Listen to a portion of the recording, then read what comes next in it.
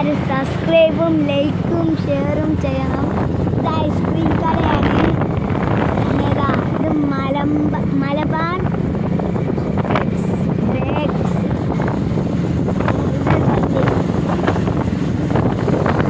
പന്നിക്കോടെത്തി നമ്മുടെ സ്ഥലം. അടുത്തത് മാവായിക്കാണ് നമ്മൾ പോണത്. മാവായി ആണ് എൻ്റെ മാമിൻ്റെ അല്ല എൻ്റെ കാക്കൻ്റെ വീട്.